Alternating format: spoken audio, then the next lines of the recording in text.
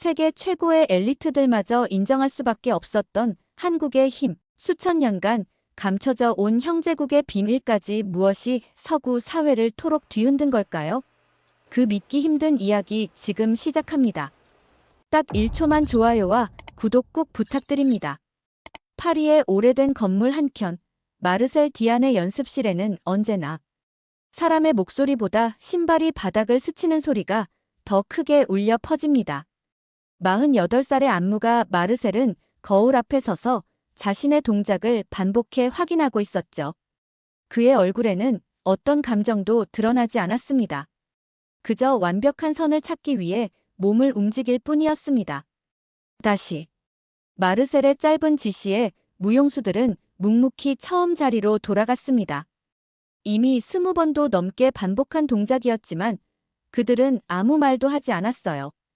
국제 무용제 출품작을 앞두고 있었고 마르셀의 완벽주의는 이미 파리 무용계에선 유명했으니까요. 테크닉은 완벽해. 하지만 영혼이 없어. 어제 평론가의 말이 마르셀의 귓가에 맴돌았습니다. 10년째 듣는 말이었지만 최근엔 그 비판이 더 크게 다가오는 듯 했어요. 마르셀은 잠시 연습을 중단하고 창밖을 바라봤습니다. 파리의 가을 하늘은 언제나처럼 우울했죠. 오늘은 여기까지입니다. 무용수들이 떠나고 텅 빈 연습실에 홀로 남은 마르셀은 벽에 걸린 사진 한 장을 바라봤습니다. 7회 전 세상을 떠난 아내 소피와 함께 찍은 사진이었죠. 그때까지만 해도 마르셀의 작품에는 감정이 있었다고 비평가들은 말했습니다. 소피가 떠난 후 마르셀은 자신의 모든 감정도 함께 묻어버렸어요. 그저 형식적으로 완벽한 안무만을 추구했죠. 집으로 돌아가는 길, 마르셀은 딸 클라라에게 전화를 걸었습니다. 19살인 클라라는 소르본 대학에서 언어학을 공부하고 있었어요. 클라라, 오늘 저녁에 집에 올 거니? 아빠, 오늘은 동아리 활동이 있어서 아마 9시쯤 들어갈 것 같아요. 또다시 형식적인 대화였습니다. 마르셀과 클라라 사이에는 말은 오갔지만 진정한 대화는 없었어요. 아내를 잃은 슬픔을 딸과 나누지 못했고 그 사이 두 사람은 점점 멀어져 갔습니다. 마르셀의 아파트는 조용했습니다. 그는 냉장고에서 어제 남은 음식을 꺼내 데우고 텔레비전을 켰어요. 뉴스에서는 최근 터키에서 발생한 대지진 소식이 흘러나왔죠. 그때 전화가 울렸습니다. 마르셀, 안녕하세요. 프랑스 공영방송의 토마 레비입니다. 네, 무슨 일이신지요? 저희가 터키 대지진 관련 다큐멘터리를 제작 중인데 배경 안무와 음악 작업을 의뢰하고 싶습니다. 인류애를 표현할 수 있는 마르셀 씨의 감각이 필요해요. 마르셀은 잠시 망설였습니다. 인류애라. 언제부터인가 그가 잃어버린 단어였죠. 하지만 국제무용제 출품작에 새로운 영감이 필요했기에 그는 제안을 받아들였습니다. 네, 영상 자료를 보내주시면 검토해보겠습니다. 다음 날 아침, 마르셀은 노트북으로 토마가 보내온 영상들을 하나씩 살펴보기 시작했어요. 무너진 건물들, 절망에 빠진 사람들, 그리고 전 세계에서 모여든 구조대원들의 모습이 담겨 있었습니다. 특별한 감흥 없이 영상을 넘기던 그의 시선이 한 장면에서 멈췄어요. 터키인 생존자를 구조하는 한국 구조대원의 모습이었습니다. 붕괴된 건물 속에서 꺼내진 노인은 공포에 질려 있었죠. 그때 한국 구조대원이 터키어도 영어도 아닌 한국어로 말을 건넸습니다. 괜찮아요. 다 괜찮을 거예요. 마르셀은 그 말을 이해할 수 없었지만 이상하게도 그 말투에서 진심이 느껴졌습니다. 구조대원의 목소리에 담긴 따뜻함, 그리고 그 뒤에 흐르는 감정의 파장이 마르셀의 가슴에 무언가를 울렸어요. 처음으로 마르셀은 소리를 들었을 뿐만 아니라 느꼈습니다. 마르셀이 이해할 수 없는 감정에 사로잡혀 영상을 반복해서 보고 있을 때 현관문이 열리는 소리가 들렸습니다. 클라라가 돌아온 것이었죠. 마르셀은 화면을 멈추고 고개를 들었습니다. 클라라가 거실로 들어섰지만 평소처럼 짧은 인사만 나눌 뿐이었죠. 하지만 오늘은 무언가 달랐어요. 마르셀은 영상 속 구조대원의 목소리가 자신의 내면을 흔든 것이 느껴져 평소와 달리 딸에게 말을 걸었습니다. 클라라, 이 영상 좀 볼래? 클라라는 잠시 놀란 표정을 지었어요. 아버지가 자신의 작업을 공유하는 일은 거의 없었으니까요.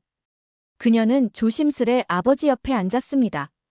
터키 대지진 다큐멘터리 작업 의뢰가 들어왔어. 이 장면을 보는데 이상하게 마음이 움직였어. 마르셀은 다시 영상을 재생했습니다. 한국 구조대원이 생존자에게 말을 건네는 장면이 나왔죠. 클라라의 눈이 커졌습니다. 아빠, 그거 한국어예요. 마르셀은 놀라며 딸을 바라봤어요. 한국어를 알아? 클라라는 수줍게 웃었습니다. 사실, 제가 요즘 다니는 동아리가 한국 문화 동아리예요. 한국 드라마도 보고 노래도 듣고 있었어요. 마르셀은 딸이 관심을 갖는 것들에 대해 얼마나 무관심했는지 새삼 깨달았어요. 소피가 살아있었다면 분명 딸의 관심사를 하나하나 알고 있었을 텐데 자신은 그저 형식적인 대화만 나눴던 것입니다. 이 구조대원이 뭐라고 말하는 거니? 마르셀이 물었습니다. 괜찮아요. 다 괜찮을 거예요 라고 말하고 있어요. 위로의 말이죠. 마르셀은 고개를 끄덕였어요. 그런데 이상해. 내가 한국어를 전혀 모르는데도 이 말에서 진심이 느껴졌어. 그냥 소리가 아니라 마치 감정이 몸을 타고 전해지는 것 같았어. 클라라의 눈이 반짝였습니다. 평소 무표정하던 아버지의 얼굴에 감정이 돌아온 것이 신기했어요. 한국어는 특별해요, 아빠. 존댓말과 반말 체계가 있어서 말투 자체에 상대방을 향한 마음이 담겨요. 그리고 억양도 정말 다양해서 같은 말이라도 어떻게 말하느냐에 따라 감정이 완전히 달라지죠. 마르셀은 처음으로 딸의 이야기에 진심으로 귀를 기울였습니다. 클라라는 평소보다 활기찬 목소리로 한국어의 특징을 설명했어요. 한국어에는 요라는 어미가 있어요. 부드럽게 말끝을 올리면서 존중을 표현하죠. 그리고 아요나 어요 같은 종결 어미는 말의 느낌을 완전히 바꿔놓습니다. 한국 드라마를 보면 배우들이 감정을 전달할 때 말투가 어떻게 변하는지 정말 신기해요. 마르셀은 이제 이해가 되었습니다. 그가 영상에서 느낀 것은 단순한 언어가 아니라 말에 담긴 감정의 결이었어요. 지금까지 그가 무용에서 추구했던 완벽한 테크닉과는 전혀 다른 차원의 표현이었습니다. 그 구조대원의 말에는 정말 따뜻함이 있었어. 마르셀이 중얼거렸습니다. 마치 소피가 살아있을 때 나에게 말하던 것 같은. 말을 끝내지 못한 채 마르셀의 눈시울이 붉어졌어요. 아내를 잃은 후 처음으로 감정을 드러내는 순간이었습니다. 클라라는 조심스럽게 아버지의 손을 잡았어요. 그날 밤 마르셀은 오랜만에 깊은 생각에 잠겼습니다. 그동안 자신의 무용은 완벽한 선과 각도, 타이밍을 추구해왔지만 정작 가장 중요한 것 마이너스 감정의 전달. 마이너스를 잃어버렸다는 것을 깨달았어요. 한국 구조대원의 목소리에서 느낀 그 온기를 어떻게 자신의 안무에 담을 수 있을까? 다음 날 아침, 마르셀은 평소보다 일찍 연습실에 도착했습니다. 거울 앞에 서서 자신의 몸을 바라보며 생각했어요. 무용은 몸으로 하는 대화인데 나는 지금까지 진심을 담지 않았어. 그는 휴대폰을 꺼내 어제 본 영상을 다시 재생했습니다. 그리고 구조대원의 목소리에 맞춰 즉흥적으로 움직이기 시작했어요. 처음에는 어색했지만 점점 그 말투의 리듬과 온기를 느끼며 몸을 움직였습니다. 그때 연습실 문이 열렸어요. 음악 감독인 터키 출신의 아흐멧이 들어왔습니다. 마르셀, 이른 아침부터 뭐 하고 있었어? 마르셀은 영상을 보여주며 말했습니다. 이 한국 구조대원의 말투에서 느껴지는 것이 있어. 내 안무에 이런 감정을 담고 싶어. 아흐멧은 영상을 보더니 갑자기 눈시울이 붉어졌어요. 이 장면. 나도 봤어. 우리 고향 이스탄불 근처에서 일어난 일이야. 마르셀은 갑자기 자신이 얼마나 둔감했는지 깨달았습니다.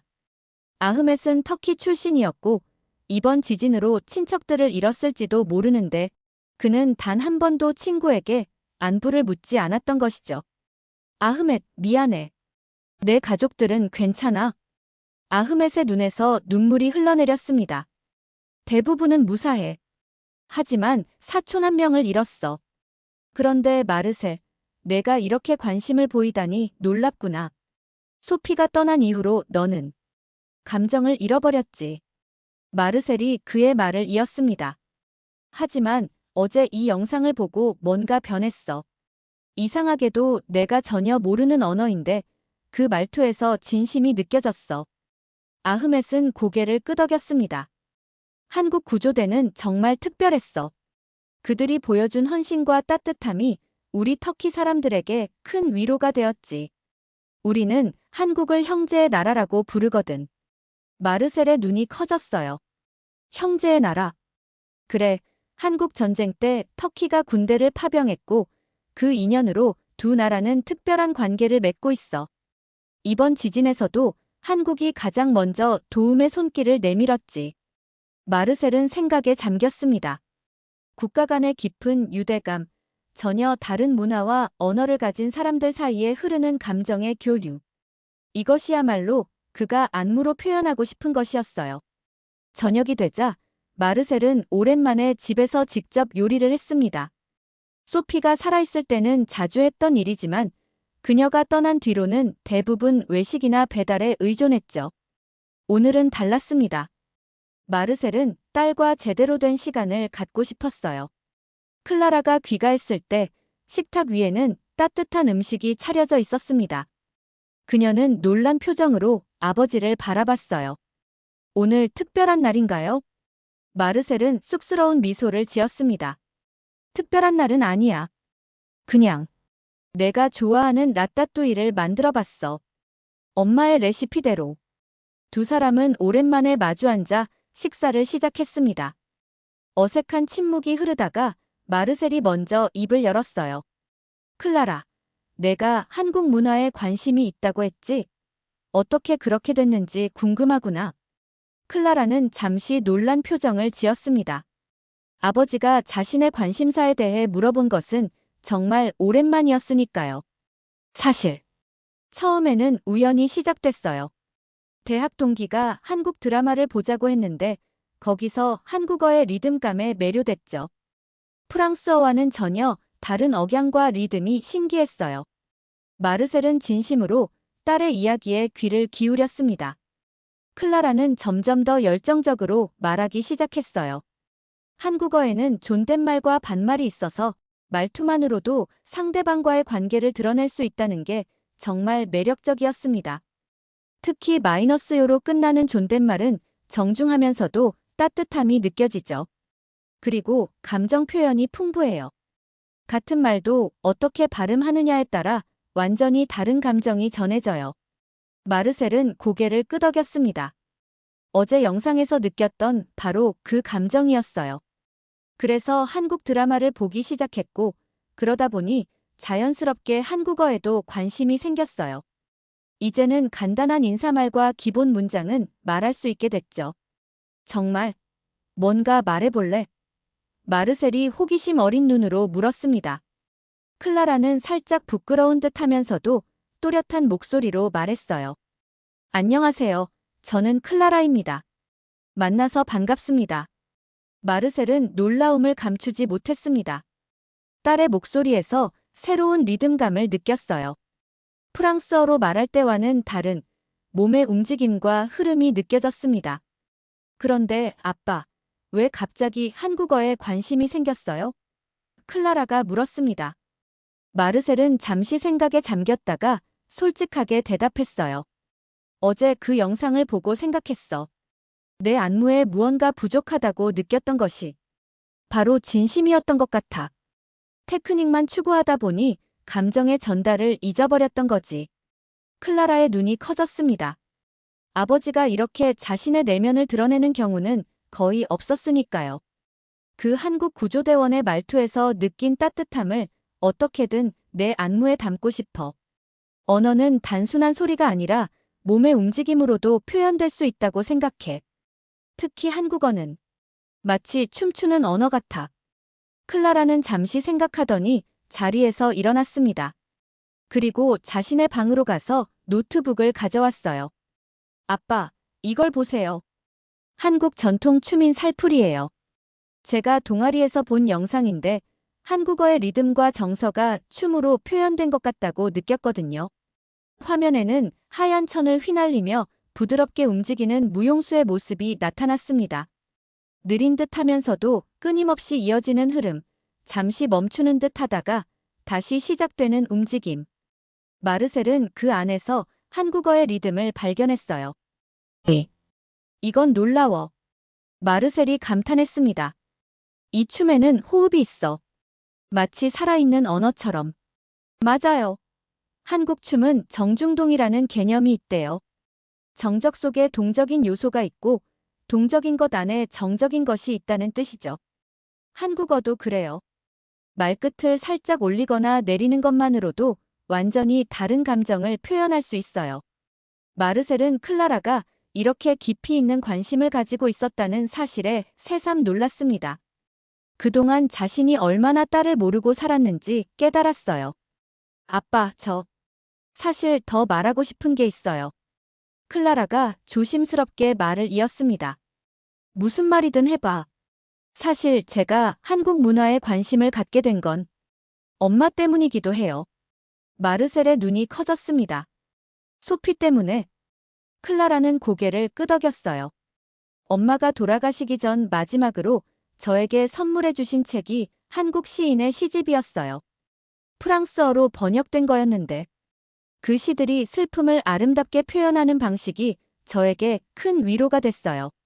마르셀은 숨을 깊이 들이마셨습니다. 소피가 마지막까지 클라라를 생각했다는 사실, 그리고 딸이 그 추억을 소중히 간직하고 있다는 사실이 가슴을 찔렀어요. 그 시집, 아직 갖고 있니? 클라라는 다시 방으로 가서 낡은 시집을 가져왔습니다.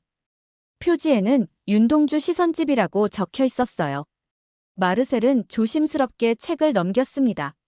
소피의 메모가 곳곳에 남아 있었어요. 이 시인은 별을 정말 사랑했나 봐요. 클라라가 말했습니다.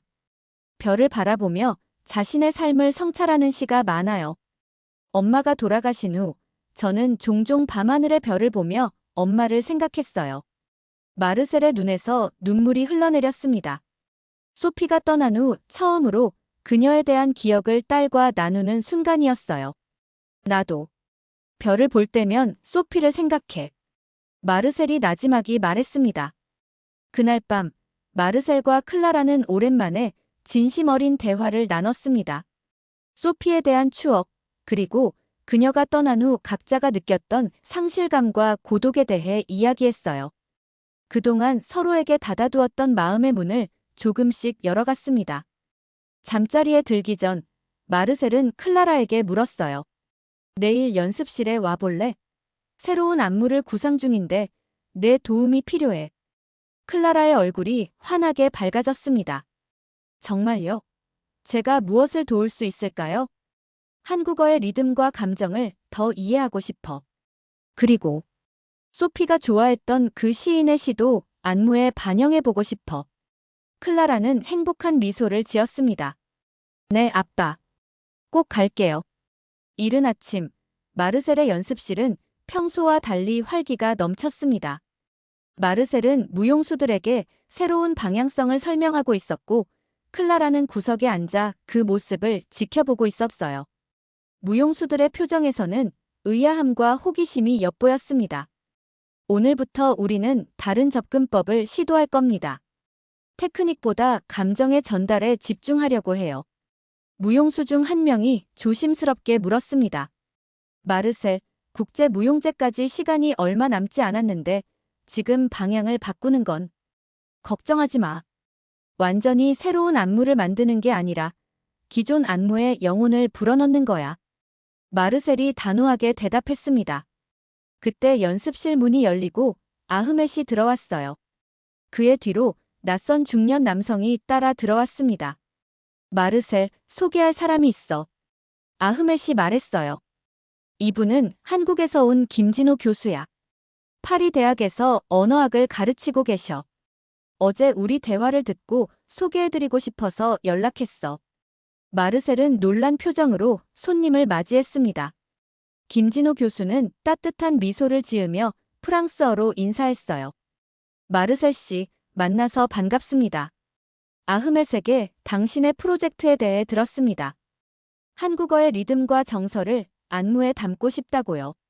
마르셀은 고개를 끄덕였습니다. 네, 터키 지진 다큐멘터리 작업 중에 한국 구조대원의 말투에서 특별한 감정을 느꼈어요. 그 감정을 춤으로 표현하고 싶습니다. 김진호 교수의 얼굴에 감동의 빛이 스쳤습니다. 정말 흥미로운 시도네요. 한국어는 억양과 리듬이 정말 독특한 언어입니다. 특히 아요, 어요로 끝나는 존댓말은 존중과 따뜻함을 동시에 전달하죠. 클라라가 다가와 한국어로 교수에게 인사했습니다. 안녕하세요, 교수님. 저는 클라라입니다. 김 교수는 반가움에 환하게 웃으며 한국어로 대답했고, 두 사람은 잠시 한국어로 대화를 나눴어요.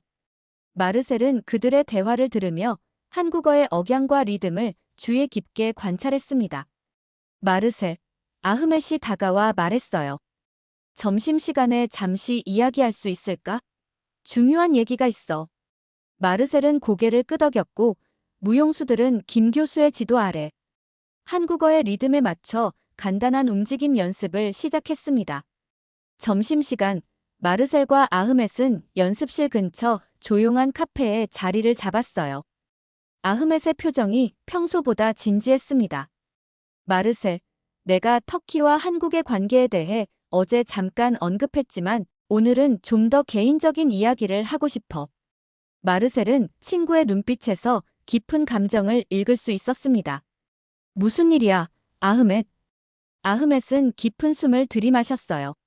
사실 내 할아버지는 한국 전쟁에 참전했던 터키 군인이었어. 할아버지께서는 항상 한국인들의 강인함과 따뜻함에 대해 이야기하셨지. 그리고 돌아가시기 전 나에게 꼭 한국에 가보라고 하셨어. 마르셀은 조용히 친구의 이야기를 들었습니다. 아흐멧의 눈에는 그동안 본 적 없는 깊은 감정이 담겨 있었어요. 10년 전 나는 할아버지의 유품 중에서 한국에서 보낸 편지들을 발견했어. 그 중에는 한국인 친구가 보낸 편지도 있었지. 그 편지에는 한국어로 이런 말이 적혀 있었어. 우리는 피로 맺어진 형제입니다. 당신의 은혜를 절대 잊지 않겠습니다. 아흐멧의 목소리가 살짝 떨렸습니다. 그때 나는 그 말이 무슨 뜻인지 몰랐어. 하지만 지금 생각해보면 한국과 터키는 정말 특별한 인연으로 맺어진 것 같아. 마르셀은 아흐멧의 손을 잡았습니다. 그래서 내가 음악 작업에 한국적인 요소를 자주 넣었던 거구나. 아흐멧은 고개를 끄덕였어요. 응. 그런데 이번 지진에서 한국 구조대가 보여준 헌신은 그냥 국가 간의 공식적인 관계를 넘어서는 것이었어. 그들은 정말 형제처럼 왔어. 아흐멧의 눈에서 눈물이 흘러내렸습니다. 내가 그 구조대원의 말투에서 특별한 것을 느꼈다고 했지. 그건 단순한 언어적 특성이 아니야. 한국인들의 마음이 담겨 있었던 거야. 마르셀은 깊은 생각에 잠겼습니다. 이제 그는 단순히 한국어의 리듬이나 억양을 표현하는 것이 아니라 그 언어에 담긴 인간적 유대와 따뜻함을 표현하고 싶었어요. 아흐멧, 너의 할아버지 이야기를 안무에 반영해도 될까? 아흐멧의 눈이 빛났습니다. 그럼. 그보다 더 좋은 일은 없을 것 같아. 연습실로 돌아온 마르셀은 새로운 영감으로 가득 차 있었습니다. 김 교수는 무용수들에게 한국어의 기본적인 인사말과 감사 표현을 가르치고 있었고, 무용수들은 그 말을 따라하며 자연스럽게 몸을 움직이고 있었어요. 마르셀은 클라라에게 다가갔습니다. 터키와 한국의 관계, 그리고 아흐멧의 할아버지 이야기를 들었어. 이제 내가 표현하고 싶은 것이 더 명확해졌어. 클라라는 호기심 어린 눈으로 아버지를 바라봤어요.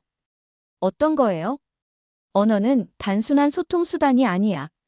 그것은 역사와 감정, 그리고 사람과 사람 사이의 유대를 담고 있어.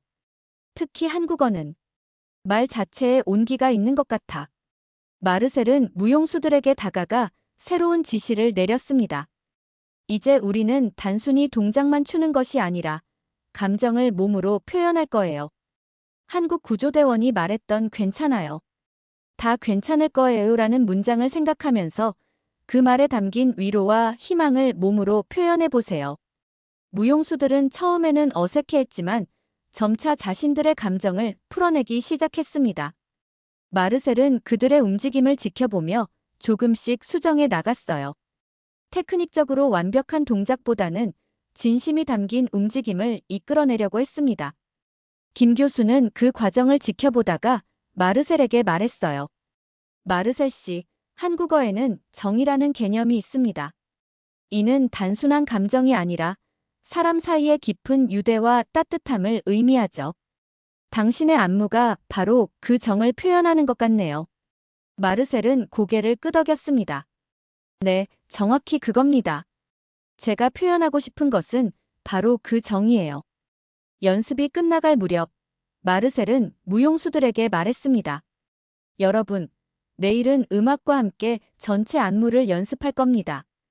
아흐멧이 특별한 음악을 준비하고 있어요.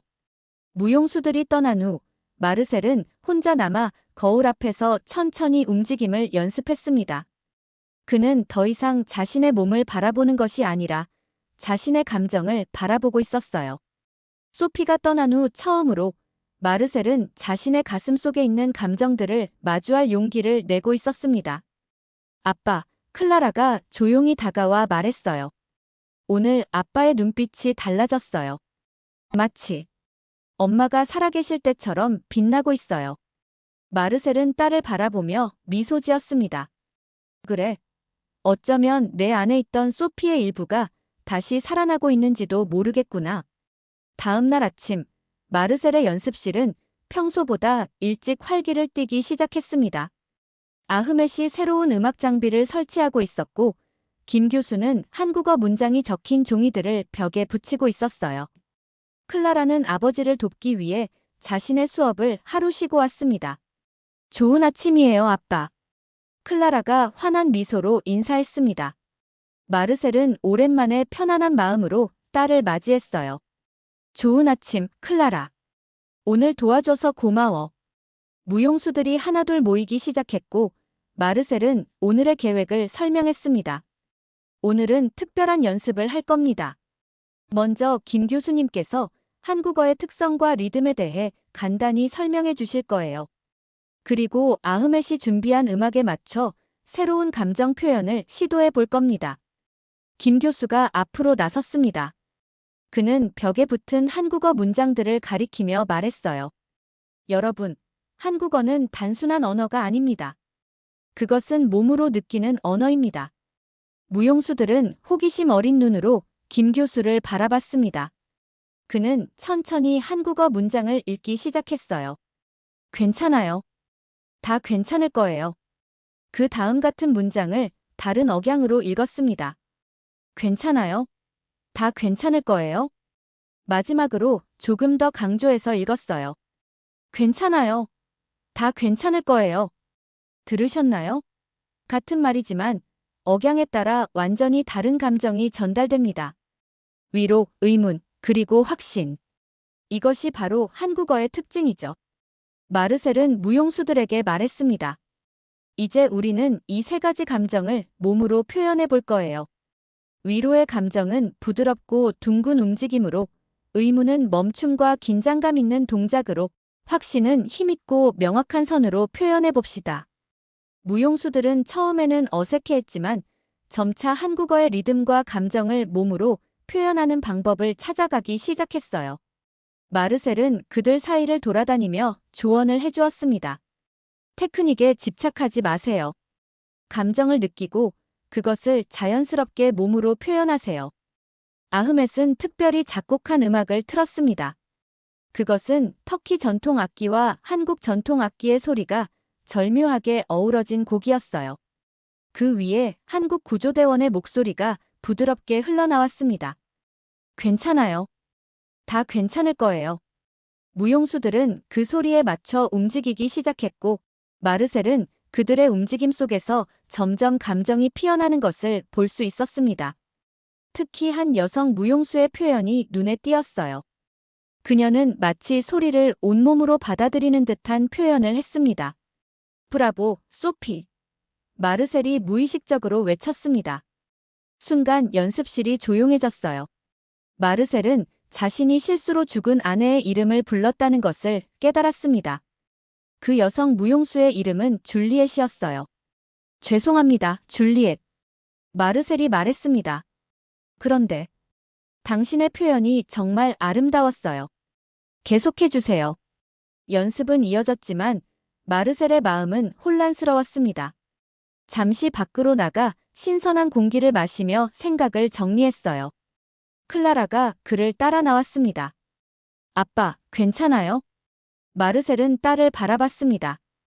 방금 엄마 이름을 불렀어.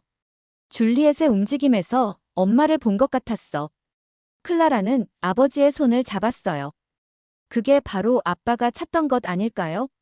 감정이 자연스럽게 표현되는 순간이요. 마르셀은 깊이 생각에 잠겼습니다. 그동안 그는 테크닉적 완벽함을 추구하면서 자신의 진짜 감정을 억눌러왔어요. 하지만 지금 한국어의 따뜻함을 통해 그 감정의 벽이 조금씩 허물어지고 있었습니다.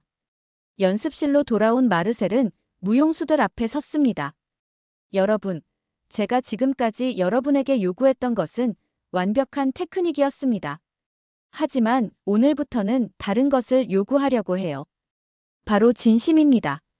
그의 목소리에는 오랜만에 감정이 담겨 있었어요. 무용수들은 그 변화를 느끼고 더욱 열심히 연습에 임했습니다.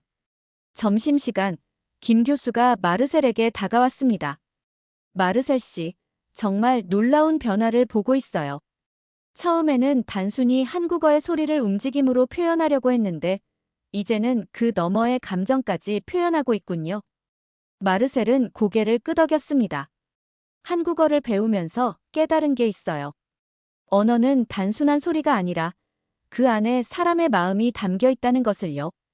특히 한국어는 말끝의 떨림이 몸의 움직임으로 자연스럽게 이어지는 것 같습니다. 김 교수는 미소 지었어요. 그것이 바로 한국어의 아름다움입니다. 아요, 어요로 끝나는 존댓말은 공손함 속에 따뜻함을 담고 있죠. 그리고 다 괜찮을 거예요라는 표현은 미래에 대한 희망과 위로를 동시에 전달합니다. 마르셀은 문득 궁금한 것이 생각났습니다. 교수님, 혹시 윤동주라는 시인을 아세요? 김 교수의 얼굴이 밝아졌어요. 물론이죠. 윤동주는 한국의 위대한 시인입니다. 특히 그의 별해는 밤은 많은 한국인들이 사랑하는 작품이죠. 마르셀은 클라라에게 받은 시집을 꺼내 보였습니다. 아내가 딸에게 남긴 마지막 선물이에요. 이 시인의 작품에 담긴 감정도 안무에 반영하고 싶습니다. 김 교수는 시집을 조심스럽게 넘겨보았습니다. 그리고 한 페이지에서 멈춰 소리내어 읽기 시작했어요. 별 하나의 추억과 별 하나의 사랑과 별 하나의 쓸쓸함과 별 하나의 동경과 별 하나의 시와 별 하나의 어머니, 어머니. 마르셀의 눈에 눈물이 고였습니다. 그 시의 리듬과 정서가 마치 춤을 추는 것 같았어요. 단어와 단어 사이의 쉼표, 그리고 마지막에 반복되는 어머니라는 단어의 울림. 네. 이 시를 안무에 넣고 싶어요. 마르셀이 말했습니다. 오후 연습에서 마르셀은 새로운 아이디어를 시도했습니다. 한국 구조대원의 괜찮아요. 음성과 함께 윤동주의 시 별해는 밤을 배경으로 사용했어요. 두 개의 서로 다른 텍스트였지만 그 안에는 같은 감정 마이너스 위로와 희망 마이너스 이 담겨 있었습니다. 무용수들은 이제 단순한 동작이 아닌 감정의 흐름에 따라 움직이기 시작했어요. 마르셀은 그들의 움직임 속에서 한국어의 리듬과 정서를 볼 수 있었습니다. 특히 말끝이 살짝 올라가는 한국어 특유의 억양은 무용수들의 몸짓에서 아름다운 곡선으로 표현되었어요. 연습이 끝날 무렵 마르셀은 처음으로 만족스러운 미소를 지었습니다. 여러분, 오늘은 정말 놀라운 진전이 있었어요. 내일은 전체 안무를 완성하고 디테일을 더해볼 겁니다. 무용수들이 모두 떠난 후 마르셀과 클라라는 연습실에 남아 조용히 대화를 나눴습니다. 아빠, 오늘 정말 달라 보였어요. 오랜만에 아빠의 눈빛에서 열정을 봤어요. 마르셀은 딸을 바라보며 미소 지었습니다. 한국어를 배우면서 깨달은 게 있어. 언어는 단순히 머리로 이해하는 것이 아니라 몸으로 느끼는 것이란다. 특히 한국어는 말끝의 떨림이 움직임의 시작이 될 수도 있구나. 클라라는 고개를 끄덕였어요. 맞아요. 제가 한국 드라마를 볼 때도 느꼈던 거예요. 말하는 사람의 감정이 목소리에 그대로 담겨 있다는 게 신기했어요. 마르셀은 문득 생각났다는 듯이 말했습니다. 클라라, 혹시 간단한 한국어 표현 몇 가지만 더 가르쳐 줄 수 있을까? 클라라는 기쁜 마음으로 아버지에게 몇 가지 한국어 표현을 가르쳐 주었어요. 마르셀은 그 말들을 따라하면서 자신의 몸이 자연스럽게 반응하는 것을 느꼈습니다. 그것은 마치 언어가 춤을 추는 것 같았어요. 정말 신기해. 마르셀이 중얼거렸습니다. 한국어는 정말 움직이는 언어야. 일주일이 흘렀습니다. 마르셀의 연습실은 이전과는 전혀 다른 분위기로 가득 차 있었어요. 벽에는 한국어 문장들과 윤동주 시인의 시가 붙어 있었고, 무용수들은 더 이상 거울에 비친 자신의 모습에 집중하지 않았습니다. 그들은 서로의 감정에, 그리고 음악과 함께 흐르는 한국어의 리듬에 귀를 기울이고 있었죠. 마르셀은 무용수들의 움직임을 지켜보며 조용히 미소 지었습니다. 이제 그의 안무는 단순한 동작의 나열이 아니라 하나의 이야기를 들려주고 있었어요. 터키 대지진에서 피해자를 구하는 한국 구조대원의 이야기, 그리고 그 속에 담긴 인간애와 따뜻함의 이야기였습니다. 좋아요. 이제 마지막 장면을 연습해봅시다. 무용수들은 자리에 모였고 아흐멧이 준비한 음악이 흘러나왔습니다. 한국 전통 악기인 해금의 애절한 소리와 터키 전통 악기인 바글라마의 깊은 울림이 어우러진 멜로디였어요. 그 위로 한국 구조대원의 목소리가 흘러나왔습니다. 괜찮아요. 다 괜찮을 거예요. 주역 무용수인 줄리엣이 중앙으로 나왔습니다.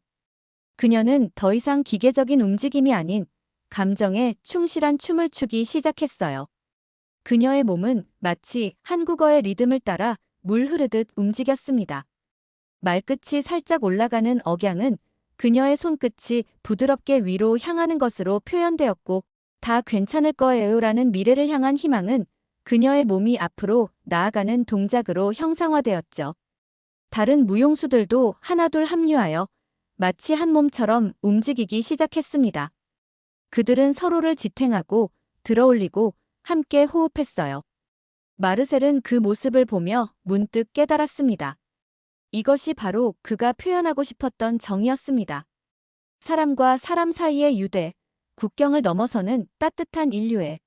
자, 이제 윤동주 시인의 시를 배경으로 한 장면을 연결해 봅시다. 무용수들은 부드럽게 위치를 바꿨고 음악도 변화했습니다. 이번에는 더 조용하고 명상적인 곡이었어요. 그리고 김 교수의 목소리로 녹음된 윤동주의 시 별에는 밤이 흘러나왔습니다. 별 하나의 추억과 별 하나의 사랑과. 무용수들은 마치 밤하늘의 별들처럼 흩어졌다가 다시 모였습니다. 그들의 손끝은 별빛처럼 반짝였고 움직임은 시의 리듬을 따랐어요. 특히 마지막 부분, 어머니, 어머니 라는 구절에서는 모든 무용수들이 중앙으로 모여 하나의 원을 만들었습니다. 그것은 마치 모든 것을 품는 어머니의 품처럼 따뜻하고 안정감 있는 형태였어요.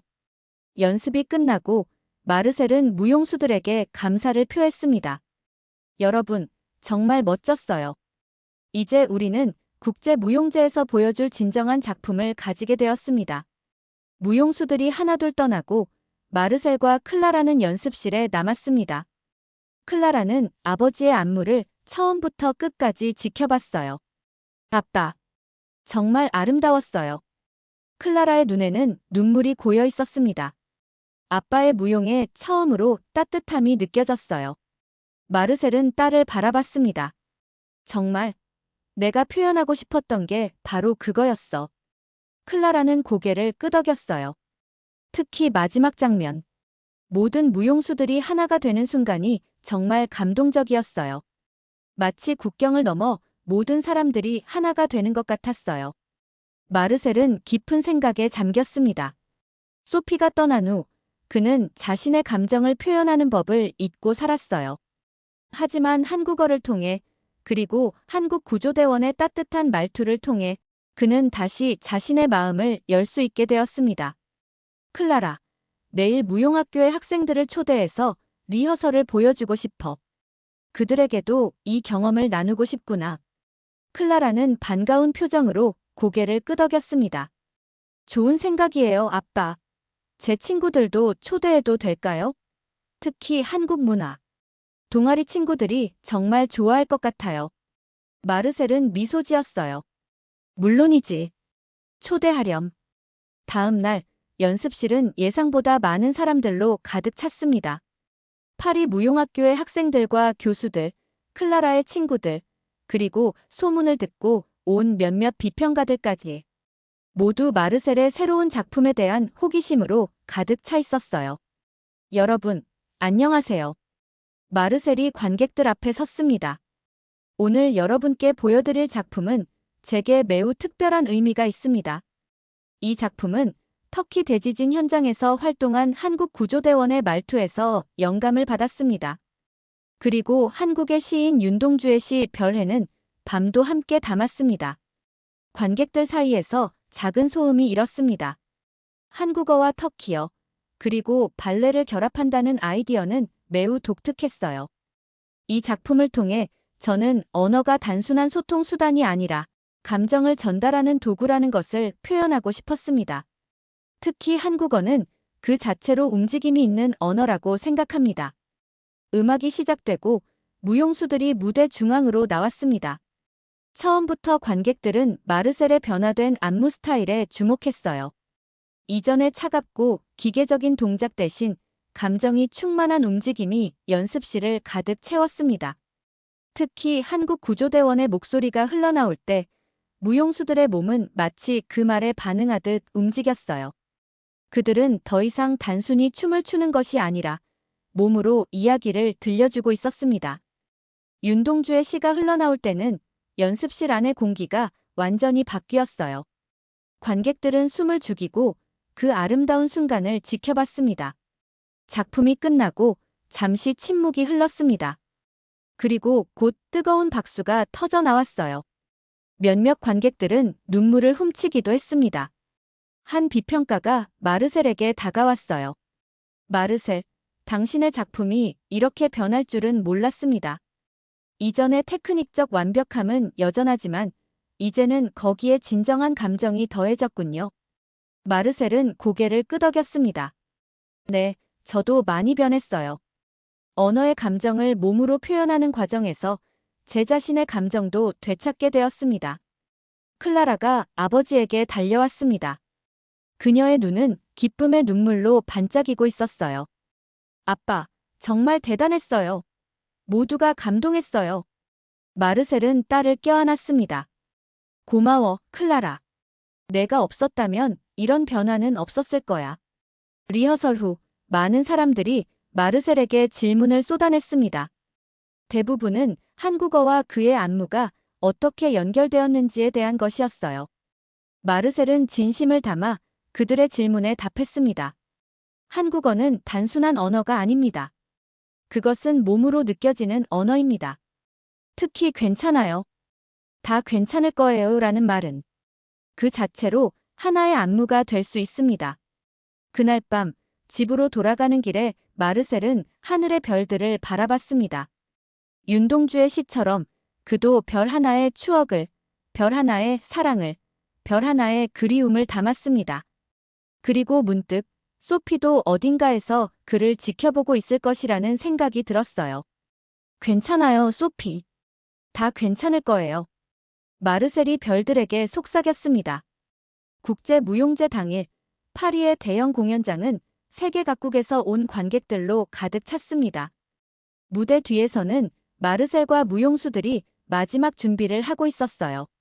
모두의 얼굴에는 긴장감이 서려 있었지만 동시에 자신감도 넘쳐 보였습니다.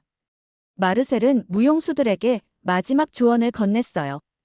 여러분, 지금까지 우리가 연습한 모든 것을 기억하세요. 하지만 가장 중요한 것은 테크닉이 아니라 진심입니다. 여러분의 마음을 움직임에 담아주세요. 무용수들은 고개를 끄덕였고 서로를 격려했습니다. 마르셀이 직접 안무한 작품으로는 오랜만에 출전하는 국제대회였기에 모두가 특별한 의미를 부여하고 있었어요. 클라라가 분장실로 들어와 아버지에게 꽃다발을 건넸습니다. 아빠, 행운을 빌어요. 모두가 아빠의 작품을 기다리고 있어요. 마르셀은 딸을 안아주었습니다. 고마워, 클라라. 내가 있어서 정말 다행이야.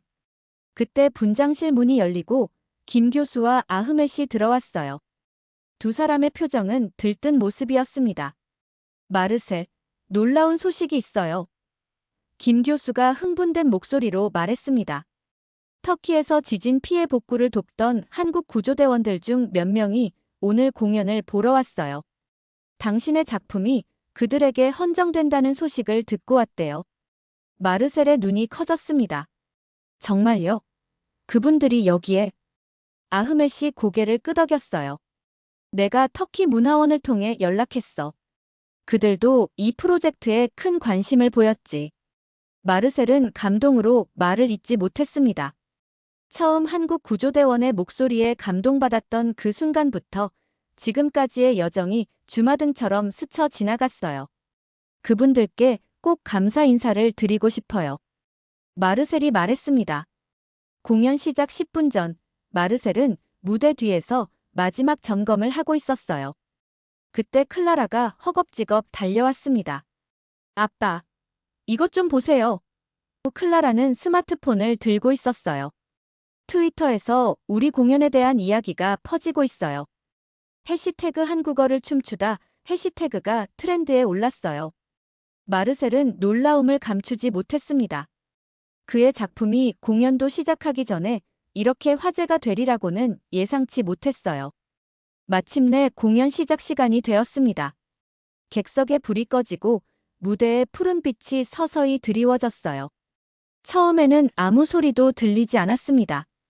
그리고 천천히 한국 구조대원의 목소리가 공연장 전체에 울려 퍼졌습니다.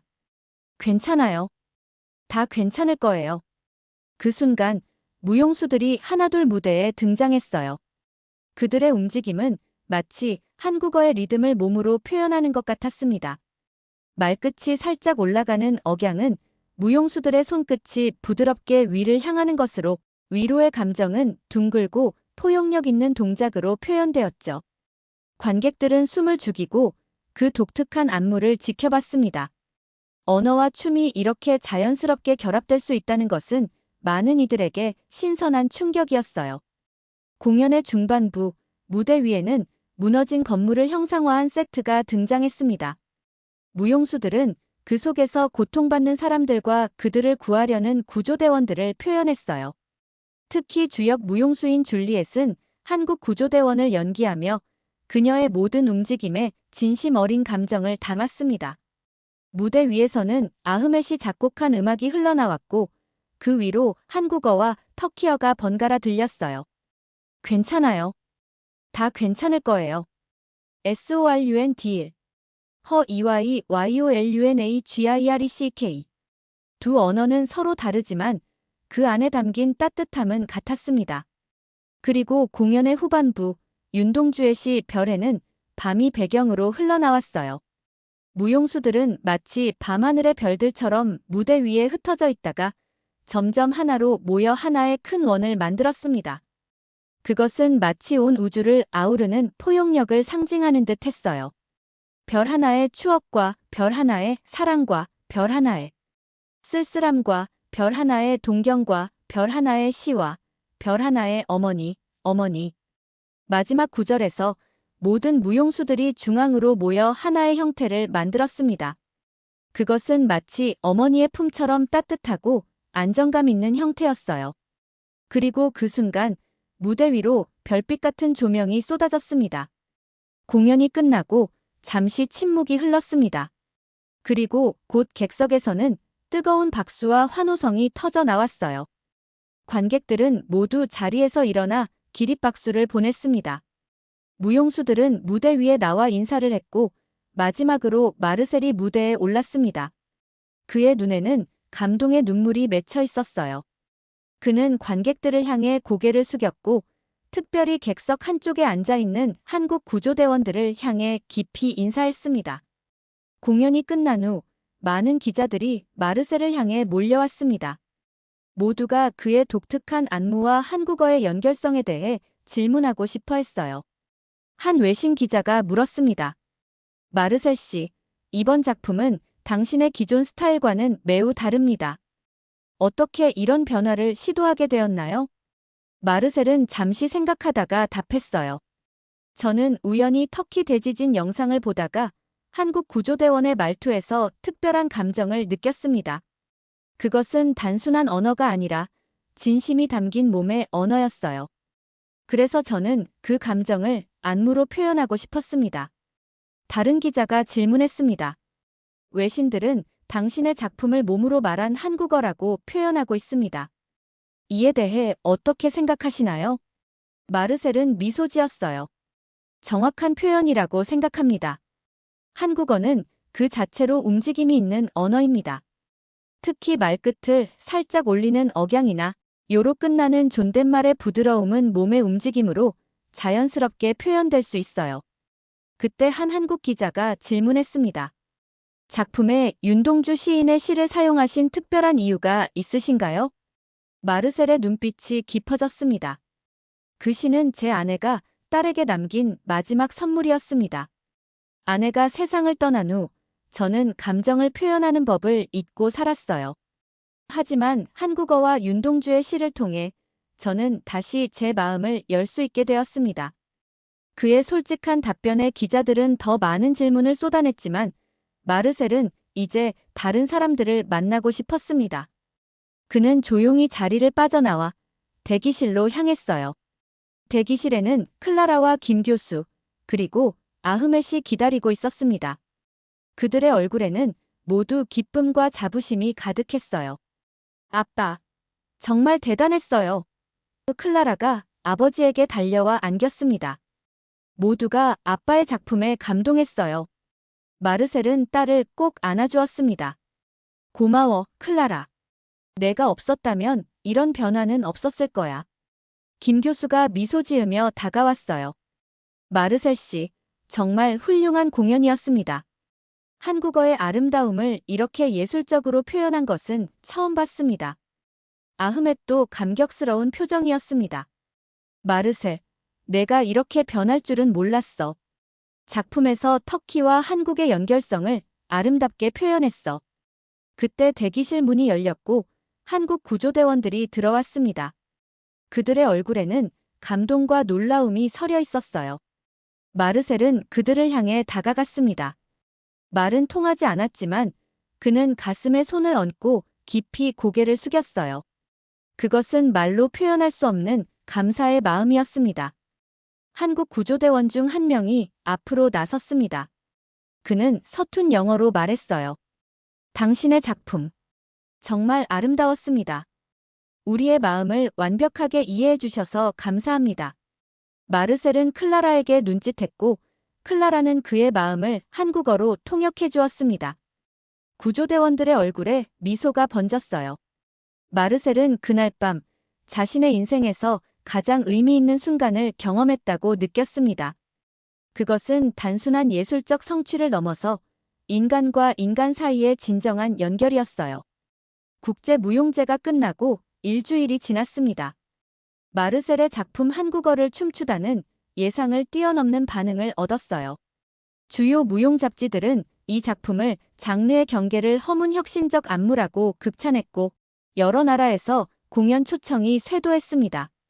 마르셀의 아파트에는 축하 꽃다발과 편지들이 가득했어요. 하지만 그에게 가장 의미 있는 것은 공연을 보고 받은 한 통의 이메일이었습니다. 터키에서 온 11살 소녀가 보낸 그 편지에는 이렇게 적혀 있었습니다. 디안 씨의 공연 영상을 인터넷으로 보았습니다.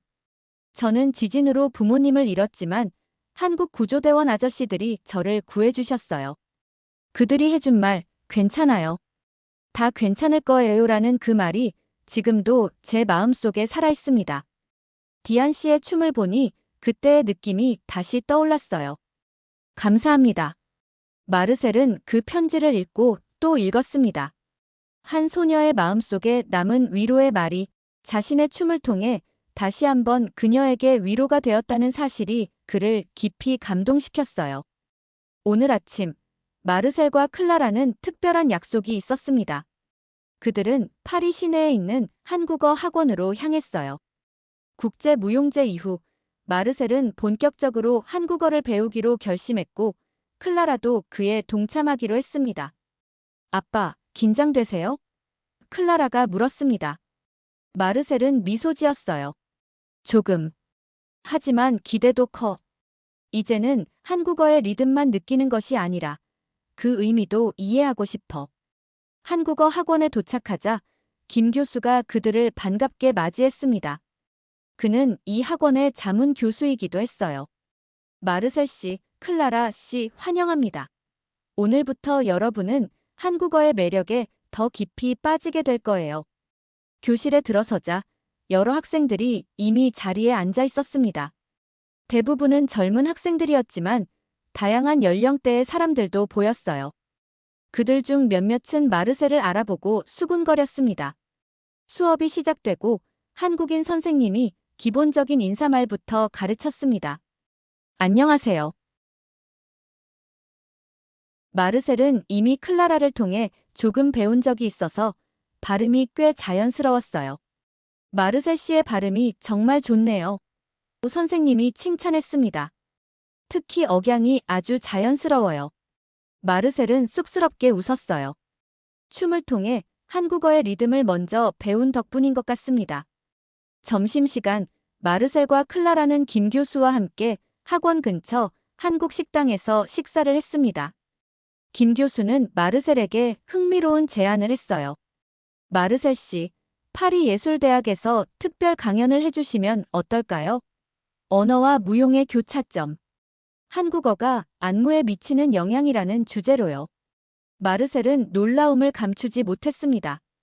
저에게 그런 자격이 있을까요? 저는 아직 한국어를 제대로 배우기 시작한 지 얼마 되지 않았는데. 김 교수는 고개를 저었어요. 그게 중요한 것이 아닙니다. 마르셀 씨는 한국어의 느낌을 이해하셨어요. 그리고 그것을 예술로 승화시키셨습니다. 그 경험이 학생들에게 큰 영감이 될 거예요. 마르셀은 잠시 생각에 잠겼다가 고개를 끄덕였습니다. 좋습니다. 기꺼이 해보겠습니다. 식사를 마치고 학원으로 돌아가는 길에 그들은 작은 공원을 지나게 되었어요. 그곳에서는 한국에서 온 무용단이 전통 춤 공연을 하고 있었습니다. 살풀이 춤과 부채춤, 그리고 농악 등 다양한 한국 전통 무용이 펼쳐지고 있었어요.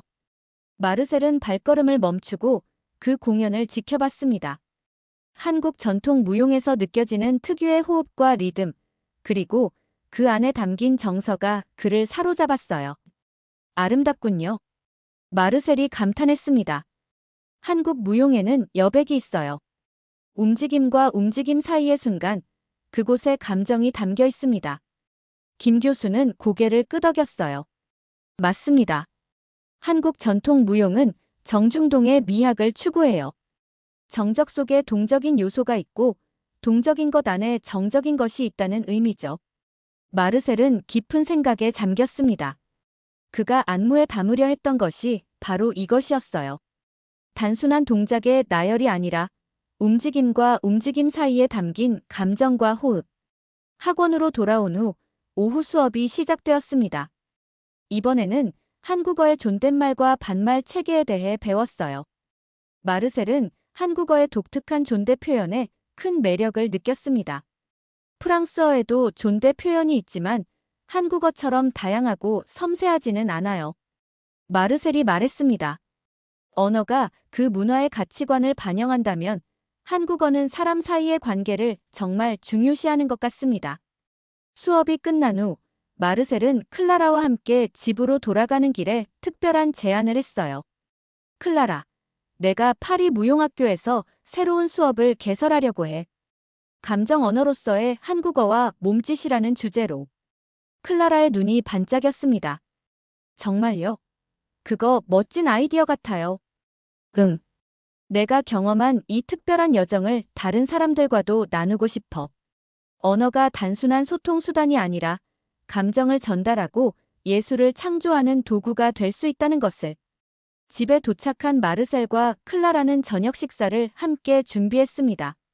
소피가 살아있을 때처럼 두 사람은 부엌에서 웃고 이야기하며 즐거운 시간을 보냈어요.